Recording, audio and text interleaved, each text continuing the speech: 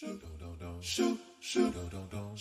à tous, pour ce week-end, 3 romans légers mais aussi avec des drames et des questionnements de société, 3 romans feel good, 3 romans qui parlent de femmes, de rêves, d'ambition, de drames. C'est à découvrir et c'est aux éditions de Poche. Les Déviantes, c'est l'histoire de 3 femmes. Anastasia, l'héroïne, qui a une trentaine d'années et qui est une femme à qui tout sourit, la carrière, l'amour, la vie, sauf que, eh bien, elle se découvre un cancer et ce cancer est plutôt fulgurant. Et donc, elle décide de tout balancer et de se prendre en main et d'essayer de vivre ce qu'elle a envie, tout simplement. Elle réunit ses amis pour partager ça, et notamment Iris, sa meilleure amie, qui, elle, est en plein questionnement de son amour par rapport à Grégoire, son compagnon. Et elle implique aussi sa petite sœur Lolita, qui a 18 ans, le bac en poche et qu'une envie, l'envie de respirer, de grandir loin de ses parents. Nous suivons l'aventure de ces 3 femmes avec leurs rêves, leurs désirs, leurs questionnements, leur parcours. Quel chemin vont prendre ces 3 personnages? Eh bien, sans doute pas celui que vous pouvez imaginer, puisque le titre c'est Les Déviantes. Alors je vous laisse découvrir l'issue de ce livre, Les Déviantes. Et si rien n'était écrit comme on le pense dans la vie, si tout était une question de hasard, eh bien c'est un peu l'idée que l'on retrouve dans Rien n'est écrit de Sandrine Catalan-Massé. C'est un roman feel good qui nous questionne sur l'après.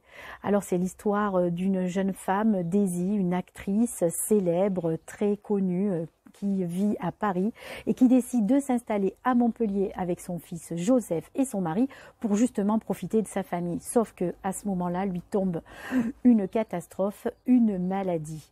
Et donc, elle ne va pas sortir, bien sûr, vivante de cette maladie et elle va préparer une surprise à son fils, un testament post-mortem. Ce sont des lettres qu'il lira à certains moments de sa vie.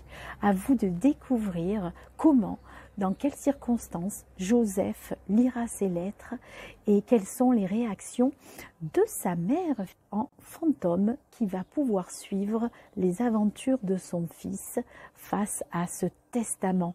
Un livre un peu fantastique, un peu humoristique malgré finalement le thème dramatique de l'histoire. On suit ces personnages avec beaucoup de plaisir. Moi je dirais que c'est un véritable coup de cœur. Donc Rien n'est écrit de Sandrine Catalan-Massé et aux éditions de Poche.